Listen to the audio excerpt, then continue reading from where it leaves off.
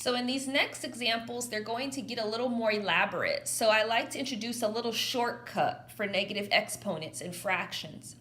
If a base has a negative exponent in the numerator, move it to the denominator and the exponent becomes positive.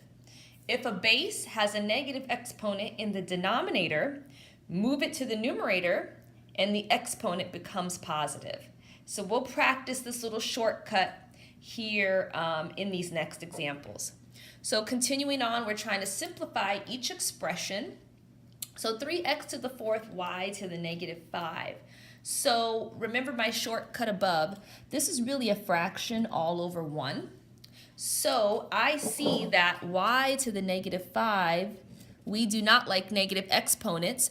Since this term is negative in my numerator, I'm going to move it down to my denominator. What's left in my numerator is 3x to the fourth. And now what's in my denominator is 1 multiplied by y to the fifth. And that is as simplified as we can go. Final answer there.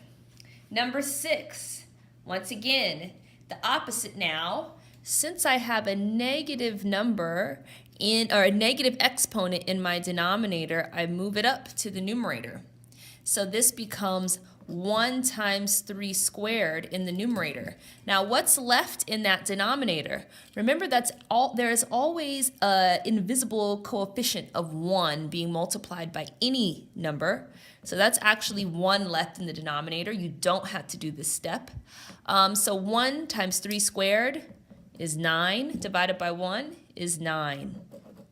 So when you move a term from the denominator to the numerator or vice versa and nothing is left there, remember there's actually a 1 there, not a 0. Moving on to number 7, now once again I see a negative exponent. This is actually a fraction over 1. The only term that has a negative exponent, the only base that has a negative exponent is x. So I'm going to move that one down to my denominator. What is left in my numerator? Only 3.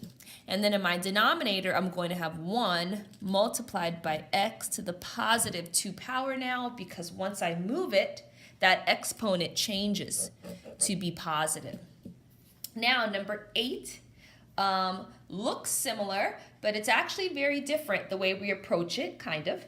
Right now we have this over 1, but keep in mind now this entire term 3 to the x is being raised to that negative 2 power. So I'm going to move that entire term 3x down to my denominator. So I'm going to have 3x now to the positive 2 power. Now remember, when I move that down, what's left up here is 1. So I have 1 over the quantity 3x squared. Now 3 squared is 9 and x squared is x squared. So if you didn't know to do this step, we will practice this some more as we get into properties of exponents together. 9 and 10, let's do these in this video too. So once again, now I have this entire term over 1. I see that negative 4z to the negative 3 needs to be moved down to my denominator to make it a positive exponent. So now in my denominator, I have negative 4z to the positive 3. What's left in my numerator now that I've moved this term down? We have a 1. Okay, so what's negative 4 to the third power? Negative 4 times negative 4 times negative 4 is negative 64, and z to the third is z to the third.